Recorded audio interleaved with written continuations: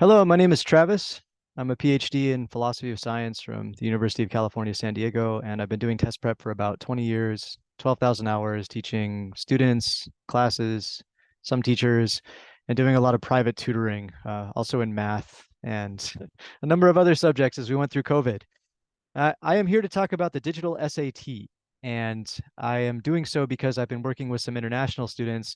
It's come to my attention that there's a lot of material out there on the digital SAT math. There are people doing demos of sections and how to solve every math question and the different ways to do it. So I don't feel like there's all that much difficulty finding that material and content if you want to, but I don't see very much about the SAT reading, the digital SAT reading, and how to go through it. And the digital SAT reading is a challenge because the format does not allow for a very good annotation. Um, it's very easy to lose track of one's timing and fall behind. So I'm going to be talking about those two issues primarily in the context of the digital SAT reading. For those of us who don't know, the digital SAT format is going to be on computer or tablet. It will make its debut in the US as the PSAT in October of 2023, and then it will become the primary test, supposedly, in March of 2024 for the SAT. The selling point for the digital SAT is that it's about 2 hours, whereas the ACT and previous SAT are over 3 hours. And the math is by and large the same, but the reading has changed because the digital SAT only has one paragraph or very short passage of, say, 100 to 150 words with one question at a time. So there'll be a paragraph, sometimes a chart as well, with a question instead of one long passage with 10 questions, which was the previous format for both the SAT and the ACT. ACT will be maintaining the same format, but that's by and large irrelevant to what I'm going to talk about now. I've noticed that there are some people who have gone through and demonstrated how to do the advanced reading section on digital SATs. So I'm going to do the same thing. I'm going to go through digital SAT advanced section 1. I'll do it in real time. I might make a few mistakes. In all honesty, I have the answer key right here, as I'm sure many do. What I'm going to try to do is demonstrate how to think through these questions.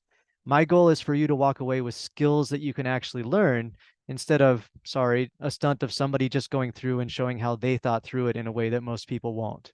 What I want to do is show you how to process the questions for yourself, because there are a number of questions on this digital SAT where if you think ahead of the game and don't look at the answers until you've really processed the hypothesis or claim or argument in your mind, then you'll have a much easier time selecting your answer choice. So a big part of the game is thinking for yourself.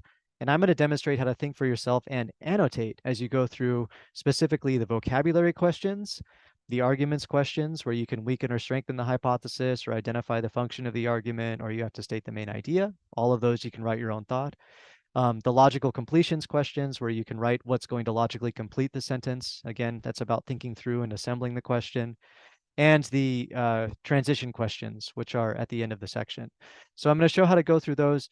And I'm going to talk about timing, because what I've found and understood is that the timing in this test can get away from people. It can be a bit intimidating, and it's structured actually to intimidate a person into wasting 3 or 4 minutes right in the middle. Before I move forward, once again, my name is Travis Chamberlain. You can find me on www.SisuPrep.com.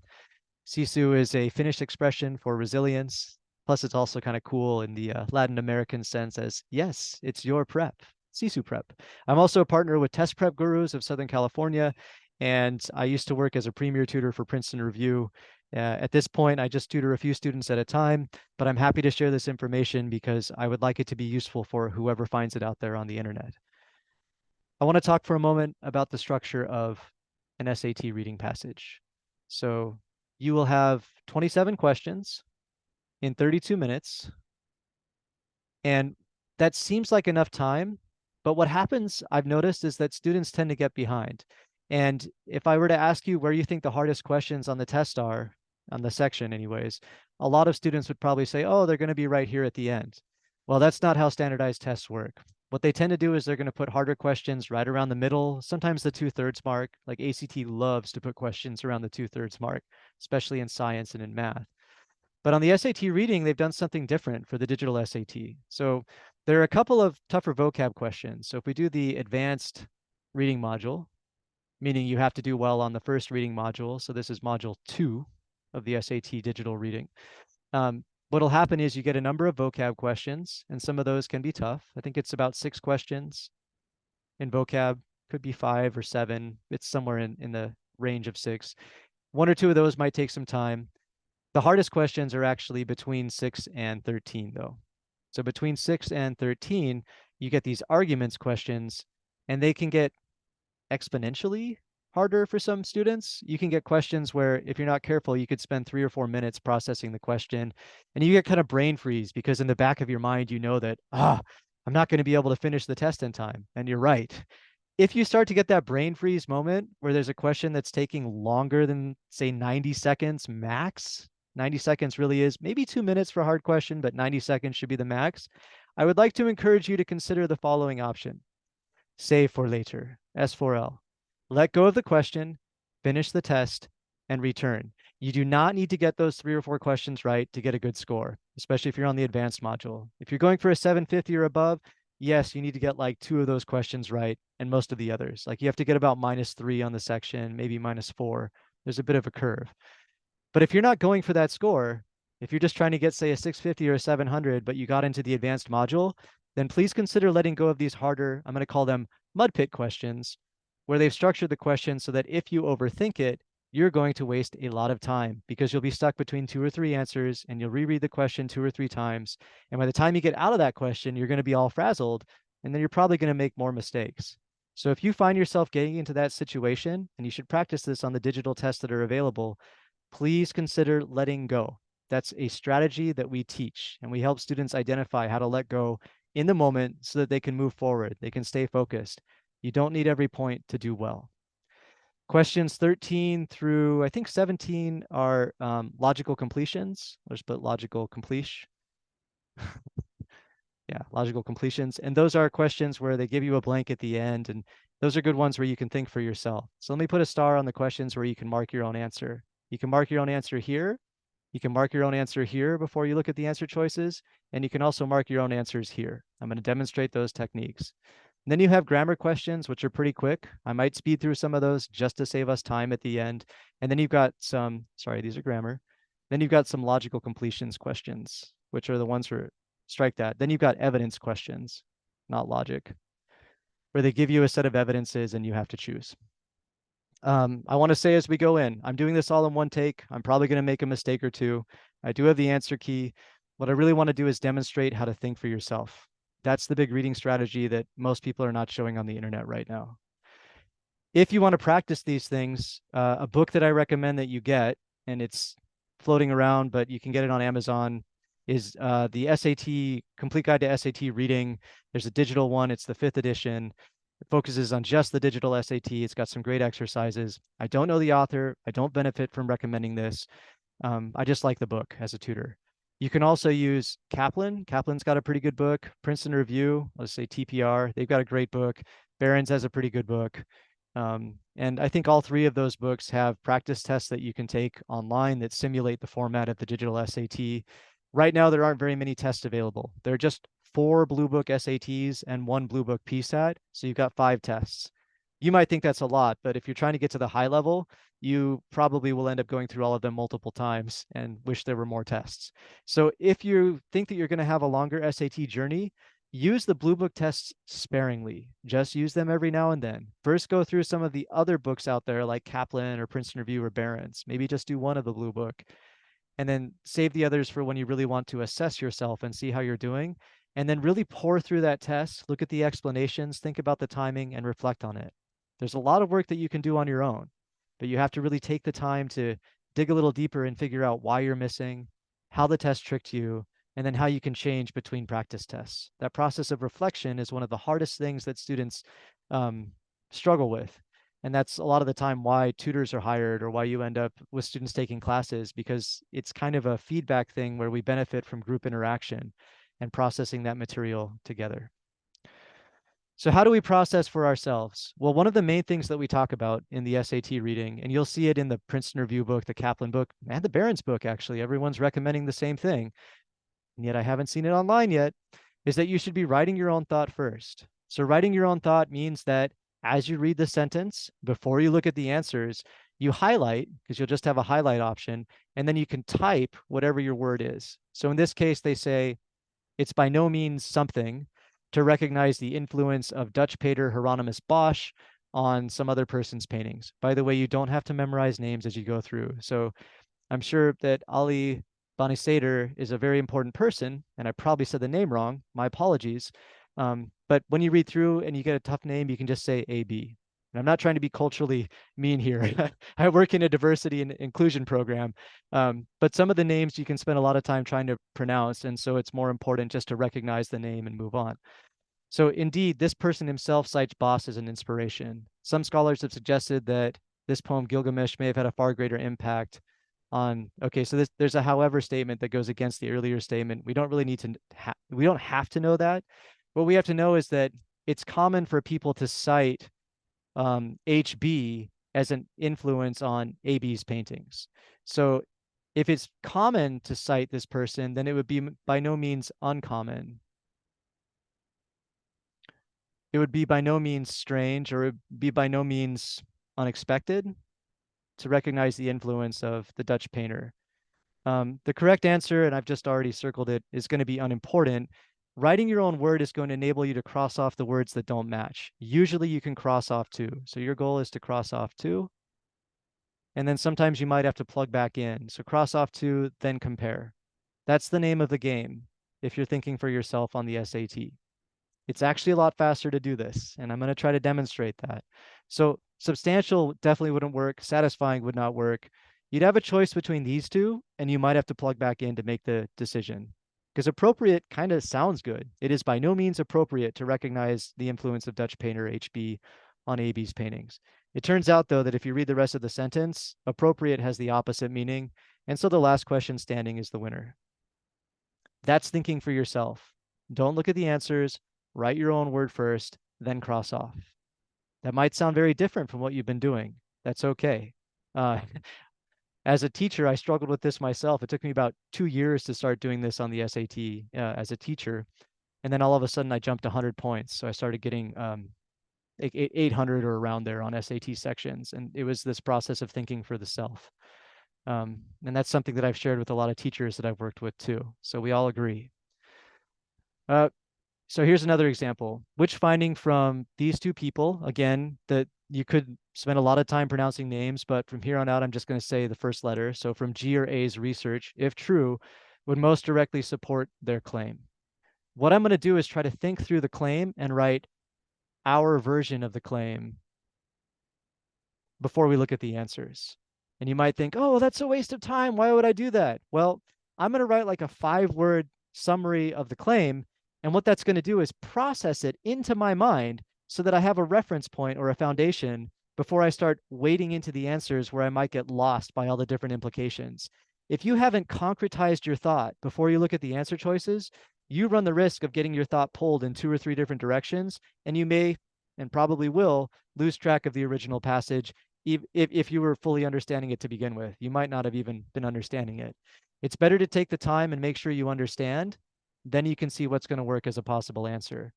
So it says black beans are a nutritionally dense food, but they are difficult to digest in part because of their high levels of fiber. So they're difficult to digest because of fiber. I'm going to highlight keywords as I go through. I tend to highlight about 1/10 of the words. Helps me to see the argument.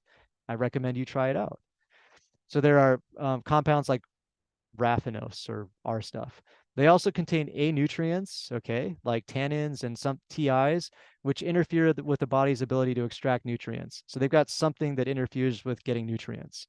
In a research article, MG and GA from this university in Venezuela claim that inducing fermentation of black beans using lactic acid bacteria improves the digestibility. Okay, well, what's the claim saying? Our version is going to say something like fermentation makes beans more digestible. And that might also mean that there's probably less fiber if we were to look at that first sentence, right? Because high levels of fiber are kind of a problem. And apparently those A nutrients. So they're probably going to get rid of the A nutrients. So probably less A nutrients. If we really thought through the logic of the question, we might get to those 2 extra pieces. Not necessary, because when we look at the answers, whoop, we're going to see something that matches pretty clearly. This is not that hard of a question. Which one would most directly support? Well, let's see. When cooked, these beans contain more trypsin inhibitors and tannins. Isn't that a problem? If there were more of those, then they would not be digestible. That's the opposite. The beans contain less fiber, and when cooked, they also display less trypsin inhibitor. Oh, hey, that matches perfectly. Yay, we thought through. There's the answer. It is a skill to practice. And some students will say, well, why would I want to do this? I should look at the answers. They're going to give me the right answer. Yeah, that's going to work about half the time. Then you get to a hard question and you're going to get stuck and waste 3 minutes or 5 minutes. So the reason we do this is because over time it pays off. Again, that's what no one is saying on the internet, but you got to try for yourself. This is what all the tutors around the world are doing. We're showing you how to think for yourselves on the reading. When the fermented beans were analyzed, they found it contained 2 microorganisms, this and this. Okay, what about the microorganisms? They increase the amount of nitrogen absorbed by the gut. That might be good, question mark, but that's not nearly as good as B, right? So yeah, maybe they're a bit more digestible. Maybe, although maybe the nitrogen's not good. I don't know. This is a question mark. Both fermented and non-fermented black beans contain fewer trypsin inhibitors and tannins after being cooked at high pressure. Um, that would be good if it was just the fermented ones, but the non-fermented means that fermentation has no result. So we don't go with that. Here's our answer. I'm over demonstrating the thinking process, but I'm going to speed up when we get into real time. One more. Here's where we're doing a logical transition. Again, I recommend that you write your own word here. Why? Because you can get sold a word that you kind of like, but actually doesn't match. If you think for yourself, you've got less chance of getting sold by the test. The people who write this test are like the sneakiest lawyers available, and they know how to think of the word that's going to trick you. They specialize in it. They've worked on this for like 100 years. Okay, maybe not, like 50 years they've spent working on these SAT tests. They know how to make you think the word that sounds good but doesn't mean the right thing because they know that people map according to patterns. And so they just shift the logic a little bit and then people miss the question. You have to think about the logic and write your own thought first. That's how you do better on the high level questions. In his 1925 book, The Morphology of Landscape, again, you don't need the name, the geographer C.S. challenged prevailing views about how natural landscapes influence human cultures. So prevailing views were challenged by this person. This person argued that instead of being shaped entirely by natural surroundings, cultures play an active role in their own development by virtue of interactions with environment. So cultures develop themselves. It sounds like the prevailing view is this part right here, because this person was challenging the view. What that would mean is that this blank part right here is something close to, for example, maybe, right? This person challenged prevailing views. For example, they argued that instead of being shaped by natural surroundings, cultures shape themselves with the environment. For example, or something close to that would work. And we go, well, does similarly work? Kind of. But this is more so the trap. You can kind of see it. It sounds good, but wait, finally, no. Therefore, not really. This would be too strong of a connector. This is more of a conclusion. Specifically, well, yeah, specifically works, but a lot of students would have chosen A. Specifically is going to match better with for example. And you can try it out and you'll see that specifically does fit. But the SAT is the master of deception, and they will sell you answer choices if you don't think for yourself. So the moral of the story is write your own answers down first on the questions where you can. It's not all of them in the reading. It's the vocab, the arguments, the logical completions, and the transitions. It's about 60% of the questions. The rest you can more so cross off, and annotation doesn't help too much. So I think that's everything. Oh, yes. When you go to the SAT, you have to plug in the answers for the first section. So I'm just going to put them on the video, and then I will plug in the answers and we'll go to the second section. So I'm actually going to do that right now. These are the answers to reading module 1. And what I'm going to do is go to the blue book, which should be showing now. There we go. Select a practice test, and off we go to the wonderful world of blue book. So wonderful, it takes forever. And then we go to section 1, and you can just start plugging in the answers. So as I was showing, this will take a minute. It's probably going to be edited out of the video. So if it jumps ahead, so be it. 3 is C, 4 is B, 5 is C. And then we go D, D, D, B. D, doesn't take that long. D, D, B, and then Oops, let me share the answers on the other side. And you can just, freeze the video for a second, but here are the answers for the next ones. And I'm just gonna keep it, I'll show these and I'll put the answers in the blue book. So 10 is C, then we go DCAD, DCA. 14 is D, and then BBDA, BBDA. And then let me go to 19 to 27. So 19 is C, DCDA, 20, D, C, D, A. And then from 24, we've got DCBA, D, C, B, A. Okay, so let me flip back over to the blue book. And from here on out, I will be in the blue book and demonstrating this annotation technique and thinking through. Here we go.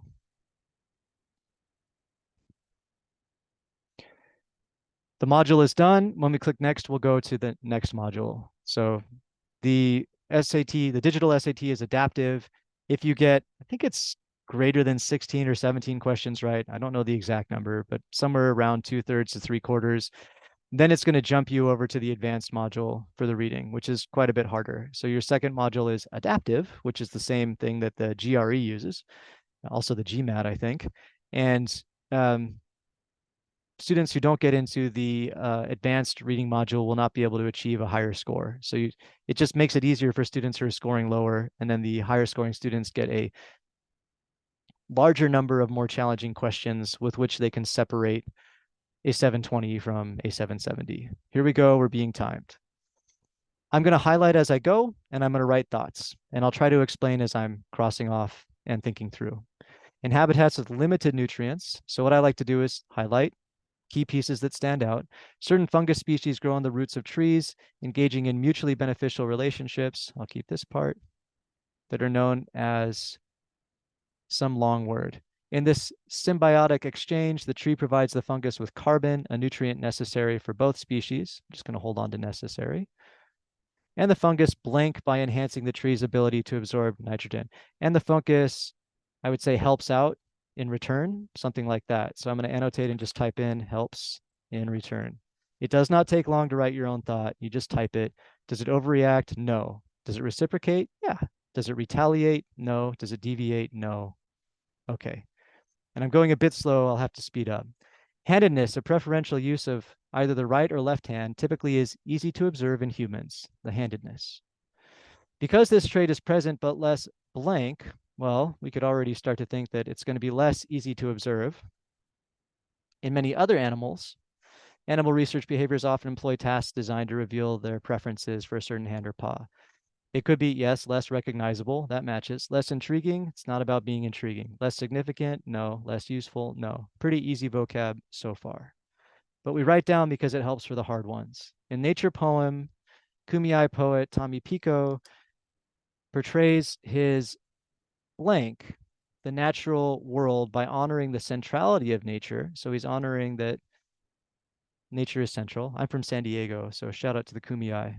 Within his tribe's traditional beliefs, while simultaneously expressing, he's simultaneously expressing distaste. So he's appreciating nature, but he's also showing distaste. Well, that would be kind of like a two-sidedness, right? Something about having two different preferences at the same time. Is that a responsiveness? Sort of, but we're being sold there. Ambivalence? Yes, ambivalent, being of two different values at the same time. Bingo. Renunciation? No. Mastery over? Not. On we go. Some scientists have suggested that mammals in the Mesozoic era were not a very blank group. Mammals were not, I don't know what, social or something? We'll see. But paleontologists, blah, blah, blah, suggest that early mammals living in the shadow of dinosaurs, they weren't all ground dwelling. They weren't all ground dwelling. So they were not a very tree loving group, question mark? Because if we're assuming that they're ground dwelling, then the opposite of that would be tree loving. Fossils have been found in China, including species that could glide like a flying squirrel. So something about liking to get off the ground. what I wrote in the blank might not be great, but it's going to help. Does obscure work? No. Diverse could kind of work because, yeah, they could be, if they're tree loving and not on the ground, they're living in many places. It's not about being predatory. Could it be about being localized? Well, it would be the opposite of localized because we're suggesting that they would not be localized, but in fact, they would not be non-localized, but in fact, they are non-localized. I think I said that right. They were not a very diverse group. I know the answer, but I'm just checking the explanation. Which Low says could glide like a. So we're challenging we know that they can live in the trees. So we're challenging the idea that they were not diverse. There we go. That should be the answer, and it is. Critics have asserted that fine art and fashion rarely blank in a world where artists create timeless works for exhibitions. And so these actually, that's pretty easy then. They rarely coincide or exist together. Could say it in many different ways. Vanek, and this person challenges the view because she's in the she's in the Met and she's also selling her stuff online. So doing two different things, which means that it's timeless work and it's also available for the public to buy. So it's about them rarely intersecting. There it is, intersect, not diverge, not succumb, not prevail. And yes, that's the right answer. I'm actually going a bit slow. Vocab should be maybe a minute faster when you don't have to explain it. The author's claim about the relationship between Neanderthals and Homo sapiens is blank, as it fails to account for several recent discoveries. So fails to account. That means that the author's claim is uninformed. It's not thinking clearly enough. It's not addressing everything. It's not well thought out. To be convincing, the argument would need to address recent finds. So notice again that annotating helps to think through. You can kind of lock pieces together like clicking Legos together so that you can step back and see the larger picture. That's the idea. So if we're going with uninformed, what do we have? Disorienting, no. Tenuous actually means uninformed because it means that, like holding attention, if something is tenuous, it means it doesn't hold attention or it's not able to grab. Literally, we have a 10, right? We 10 something with our 10 fingers. So if it's tenuous, you're not able to grab it very well. There's the answer for number 6. It's not about being nuanced, although that could work, but it's that he's failing to be nuanced. So it's the opposite. And we went all the way to 7. So again, sometimes there's more vocab. It's 6-ish, the number of vocab questions. The province of Tenochtitlan was situated in the Pacific coast, hundreds of kilometers southeast of Tenochtitlan, but I'll just call it T, the capital of the Aztec Empire. So it was southeast. Saving that. Because the location was so blank, cacao and other goods could reach the capital city only after a long journey. So it was so separated from, right? It was so isolated, would be a good word that we could reuse, because it takes a long journey. And we look and we say, not unobtrusive, kind of concealed, right? That's close, not approximate. Ooh, but peripheral. If you really know what peripheral means, that's the match. And there's the answer. First 7, took 7 minutes, a bit too long. Oh, I don't remember there being quite so much vocab. All right. Ophelia Zapata's contributions to the field of linguistics are blank. Her many accomplishments include working as a professor. She's also been a poet. She's got many accomplishments. I'm just going to highlight the word many because to me that gets the whole thing. She's also co-founded a language development institute. So her contributions are multifaceted, many-sided, pragmatic? No, pragmatic means just getting the job done. Controversial? No. Extensive? Yeah, extensive means doing a lot of different things. Universal is a trap. Universal means that they're omnipresent or that they are the one and only. But we're not talking about that. We're talking more so about having a diverse range of accomplishments. So the answer is C. Okay, now we're going to get to thinking ahead of ourselves. Here we got a novel. There's a crowd that's gathered. And there's a warden who reports to the chancellor that there was a man who flung his hat high into the air and started to shout. Everybody roared, but whether it's for the subwarden or not, did not clearly appear. Some were shouting bread, some taxes. No one seemed to know what they really wanted. So there's just this kind of mob that's shouting all these different things. Notice again, I'm processing the scene, right? I'm going piece by piece, not all at once. The mistake people make is they try to understand all of it at once. All this I saw from the open window of the warden's breakfast saloon, looking across the shoulder of the Lord Chancellor. What can it mean, he being the warden, right? We're looking, oh no, sorry, it's the Lord Chancellor. The Lord Chancellor keeps repeating himself, saying, what can it all mean? And at this time of morning too, and with such unanimity, wow, but it's not unanimous. So that means that this Lord Chancellor is rather confused. How does Lord Chancellor respond to the crowd? By being confused, thinking for ourselves, right? I might even write that down really quickly. By being confused and wrong, because the crowd has a lot of different opinions. Again, only takes 10 seconds. It's worth your time. He asks about the meaning of the crowd shouting, even though he claims to know what the crowd wants. Kind of. He indicates desire to speak to the crowd. No. He expresses sympathy for the crowd, even though the shouting annoys him. Well, there's not really sympathy if we look over. Don't see that. He describes the crowd as being united, even though the crowd is otherwise. Definitely A or D. He asks about the meaning. That's true, even though he claims to know. Wait a second. He doesn't claim to know. Oh, it's going to be D. So you have to think through a little bit. Writing for yourself is good. A was a trap. They tried to sell us a trap answer, and they do that all the time. Born in 1891 to a Quechua-speaking family, this person is today considered to be one of the most renowned figures of photography in Latin America. In a paper for an art history class, the student claims that the photographs have considerable ethnographic value. So the photographs from this person are useful. In his work, he captured diverse elements of society, and he gave dignity to his subjects. Which finding if true would most directly support the claim? When you see them asking about the claim, summarize it for yourself so that you can support it. Don't rush through to the answers because you can get tricked. So what's the claim? Student claims that the photos have significant cultural value. You don't have to spell the entire words out, right? Why? Because they show dignity of people. So we go, this person, what else would support that claim that they show the cultural value? Well, he produced hundreds of images that documented the people, sites, and customs. That could have cultural value.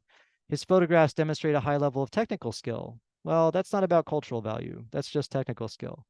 He was known and celebrated within and outside Peru, and his work was published all over other places. Yeah, it's kind of cultural value.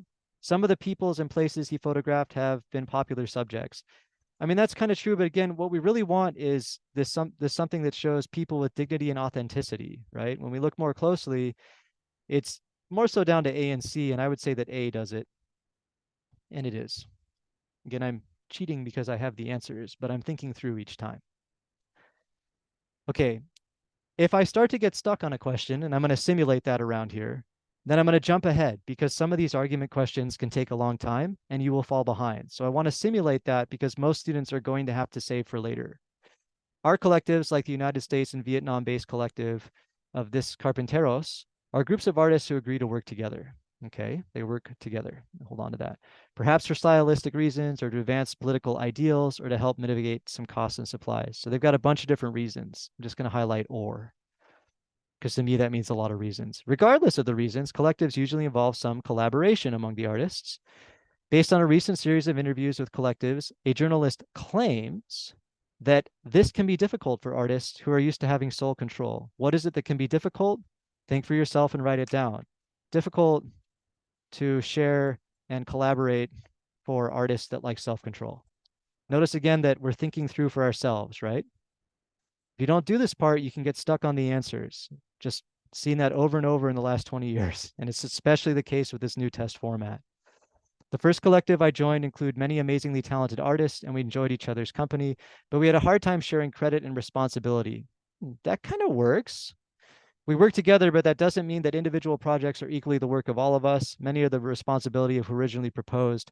That doesn't sound like we're struggling to collaborate. That sounds like we just know that there's different responsibilities. Having worked together as a member of a collective for several years, it's sometimes hard to recall what it was like to work alone, but that support encourages. No, this is just about liking to work with people, not the challenge of it. Sometimes an artist from outside the collective will choose to collaborate with us on a project, but all those projects fit the larger themes. Well, okay, we collaborate with other people. That's extraneous to the topic of people not being able to collaborate with one another. A is the best answer that matches. If you get stuck on a question like this, you would save for later. I'm going to simulate that on the next question. Researchers hypothesized the decline of population of dusky sharks. For some reason, this question is really hard for students. I guess because it's more science-y. The dusky shark decline leads to a decline in population of oysters. Okay. Dusky sharks do not typically consume the oysters, but they consume rays, which are the main predator of oysters. So apparently the sharks consume the rays, which would no longer be able to consume oysters. Which of the following, if true, would support the researcher's hypothesis?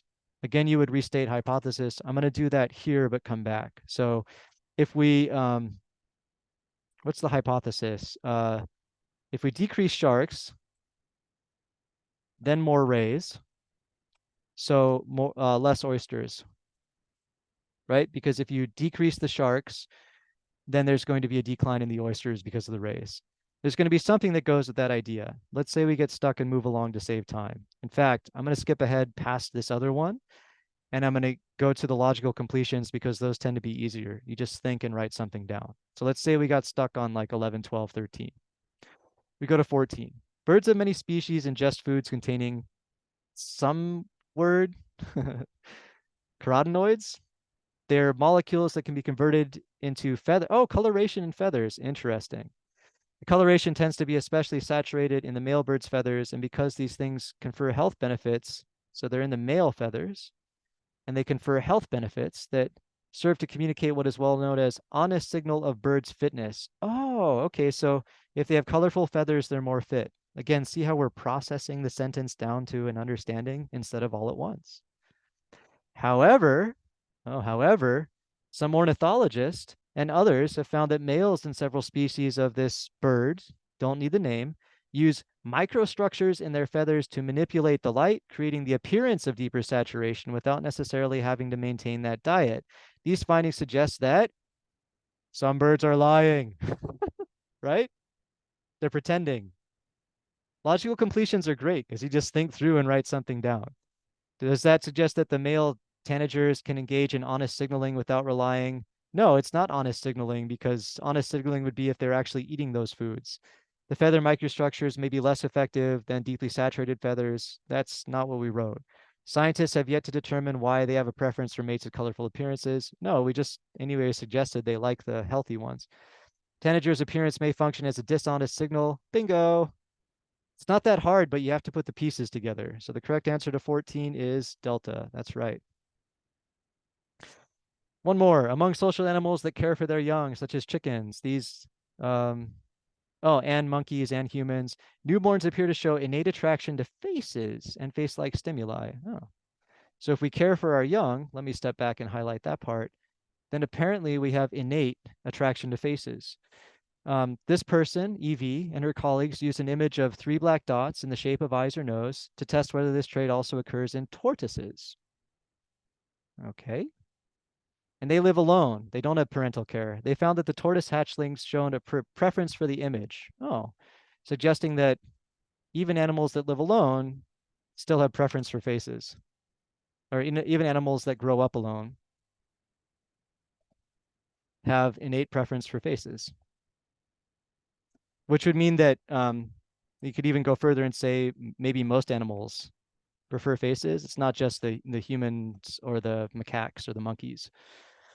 So which choice most logically completes the text going with that idea? Face-like stimuli are perceived as harmless by newborns of social species that practice parental care, but as threatening. We're not talking about harmless versus threatening. That answer is there just to distract a person and make them overthink and lose track. That's why you write down for yourself first, so you can easily cross it off. Researchers should not assume that innate attraction to face-like stimuli is necessarily an adaptation related to social interaction or parental care. Actually, that could kind of work because we were saying that these isolated animals still prefer faces, so maybe it's not related to parental care. That could work.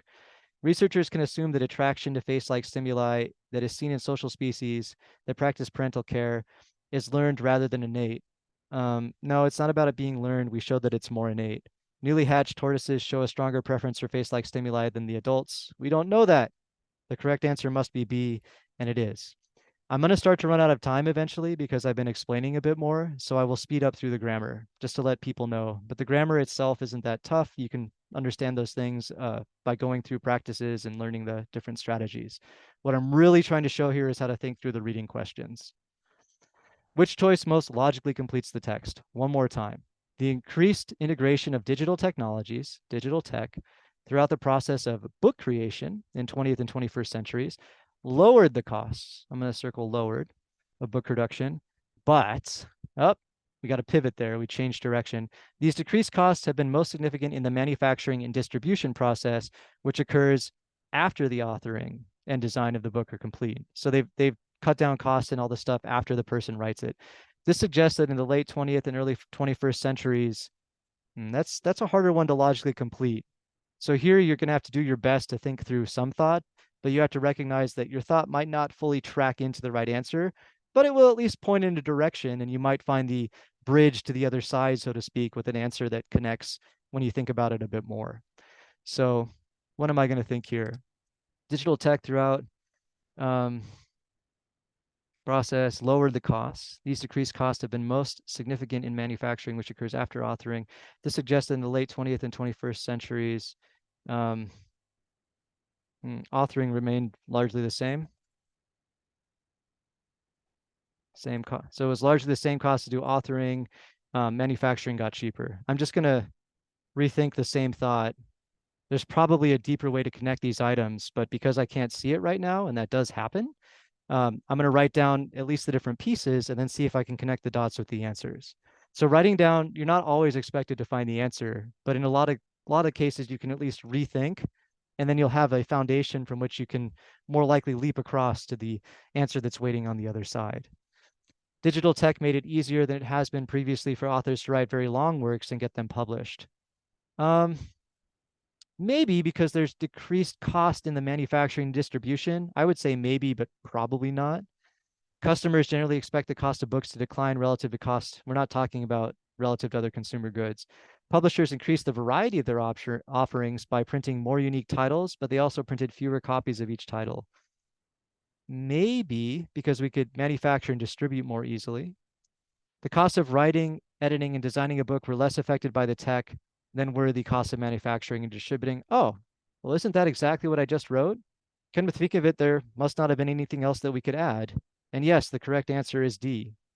Sometimes a question that seems like it's going to be too complicated, like this one, ends up being the simple story at the end. And once again, the benefit of just writing down what you know will prevent the AP overthink anxiety attack that a lot of students get. I say AP because it's kind of that AP student thing where you're, thinking through all the possible understandings of the text. Keep it simple. Just try to write down the easy story, 5 or 10 words, and then you can look at the answers. That's the magic. That's the thing I'm trying to share in this video. And in fact, I'm just going to move ahead with the grammar to save time. So 17, this is a comparison question, I think.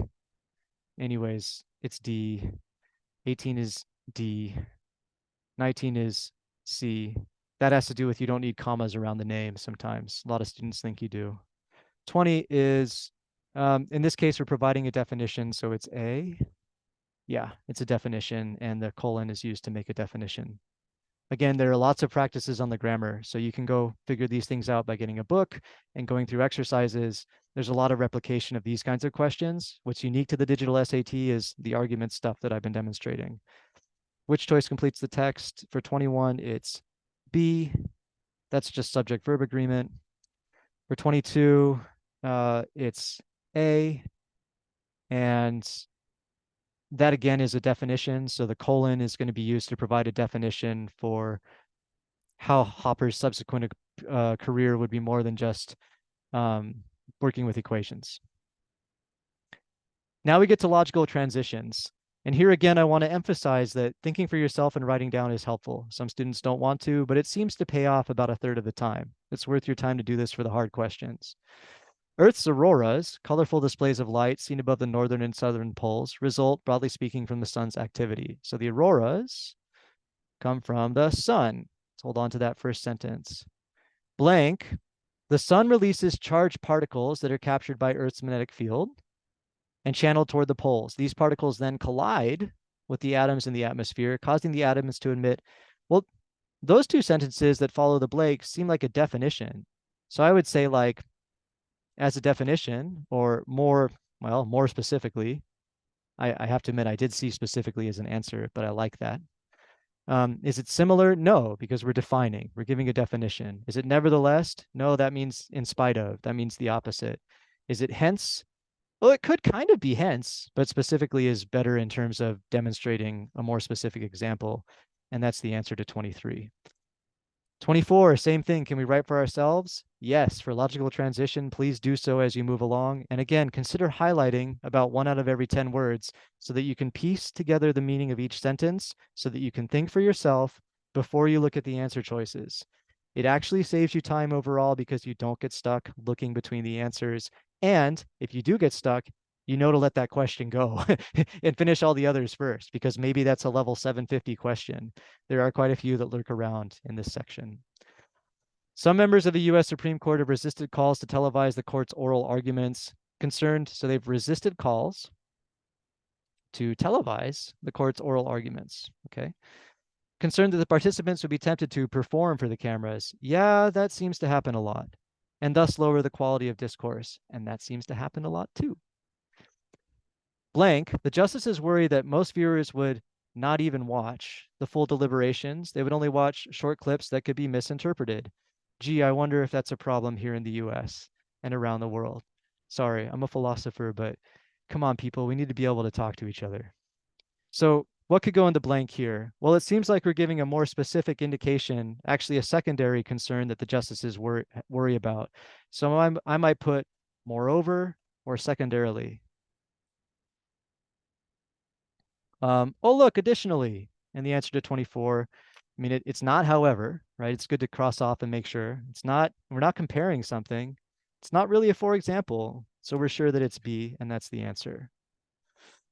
The more diverse and wide-ranging an animal's behaviors, diverse, the larger and more energy demanding the animal's brain tends to be. Blank. From an evolutionary perspective, animals that perform only basic actions should allocate fewer resources to growing and maintaining brain tissue. Oh, so animals that do only basic actions should have basic brains.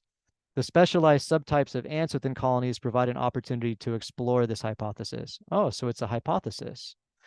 So we've been given this hypothesis. Let's go back to the beginning. The more diverse, the larger and more energy demanding the brain tends to be. I would say something like also, or in addition, because what we're saying is also from an evolutionary perspective, we've got something that is a similar idea. The first idea is more diverse means that we should have larger brains. The second idea is that if we're more basic, then we should have less brain tissue. So something that goes with also or in addition, that's not nevertheless. That could be thus, that kind of goes with also or in addition. It's not besides, and subsequently means the thing that happens next, but this isn't the thing that happens next. 25 should be D, and it is.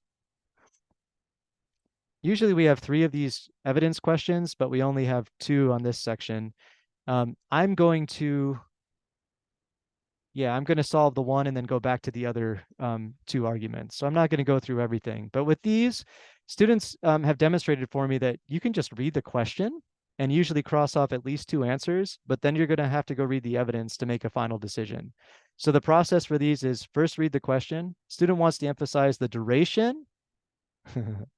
Good to highlight what you're looking for, and the purpose of CNR's work. Which choice most effectively uses relevant information from the notes to accomplish the goal, showing duration and purpose? Okay. At the museum, visitors can learn more about people who have lived there. That does not show duration and purpose. I mean, it shows purpose maybe, but not duration.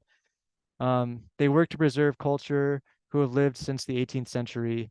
Well, that again is not the duration and purpose of their work. Since 2003, there's duration.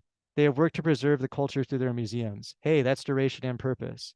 Influenced by traditions of West and Central Africa, the United States, 18th century, Gullah culture, that's just the culture that they're looking into. We got lucky on this one. It's just C. We didn't even have to read this evidence.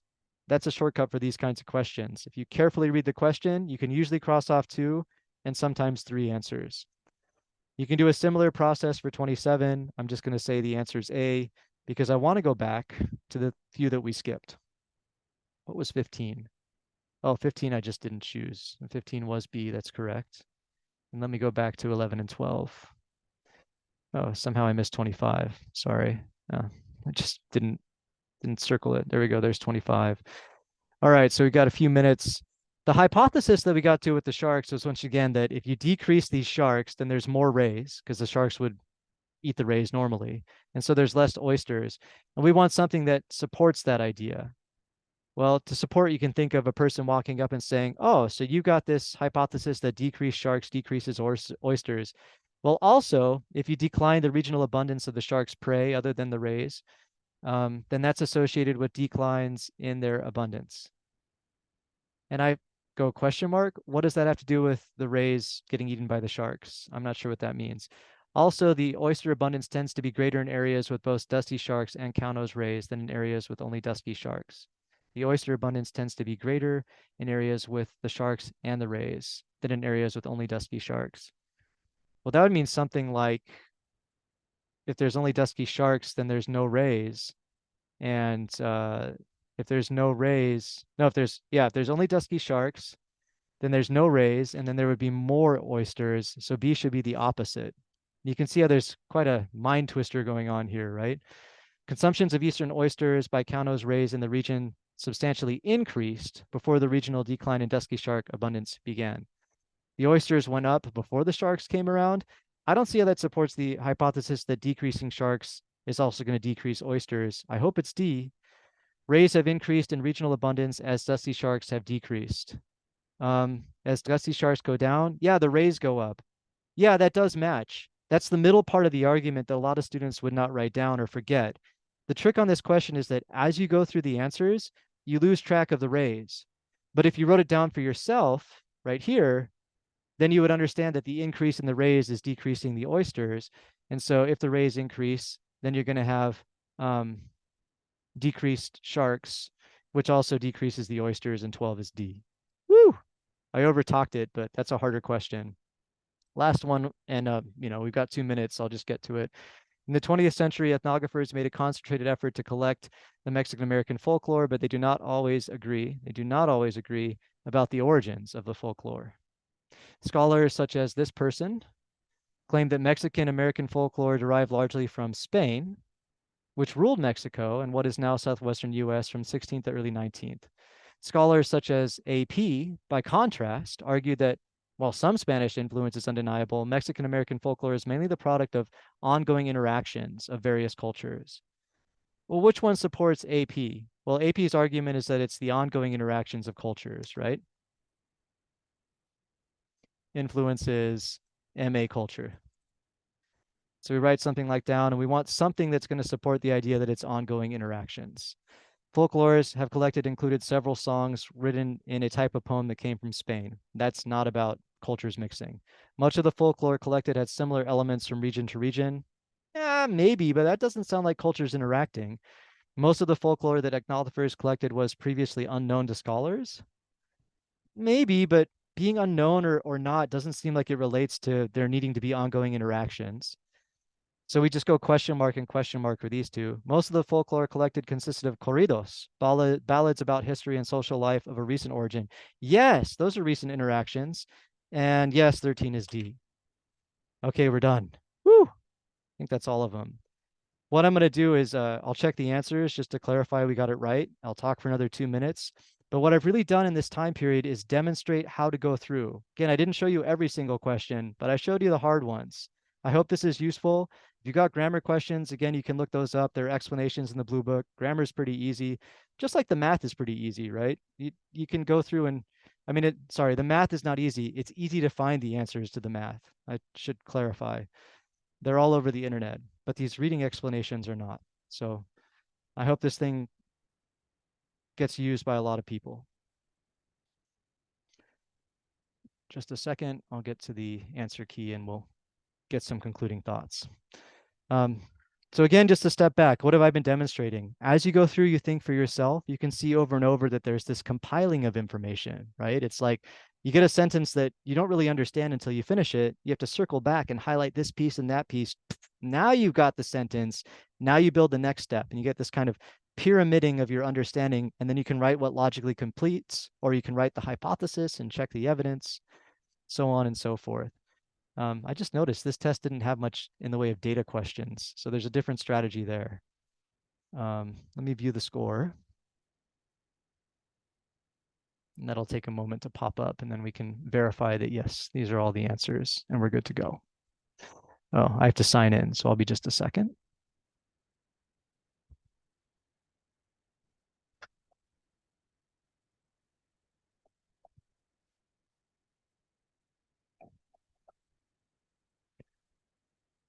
Again, I want to stress, if you want to do better on this test, really work on thinking for yourself. And again, please consider using the other books first. Save your blue book tests. Those are the most important part, right?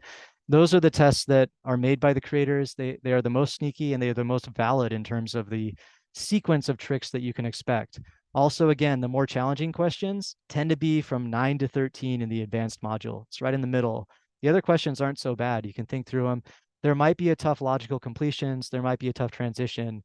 So you might have to skip one or two of those. But if you're in the 700 zone, it's usually more like from 9 to 13 where the hard questions are. So you can see the test has been taken a few times in recent months. A lot of us are going to be taking this again and again. And you can see there's an 800 score details. What do we got? 98 questions. Correct. We got them all correct. And then they're omitted starting with the math. Okay, so once again, my name is Travis Chamberlain. I work with SisuPrep, and I'm partner with Test Prep Gurus. My privilege to share some of this information with you. I hope it's helpful. Tell your friends. There's not that much of this content out there, at least for now. I would imagine there will be a lot more soon, but may it serve you well, and also cool runnings as you go through the test.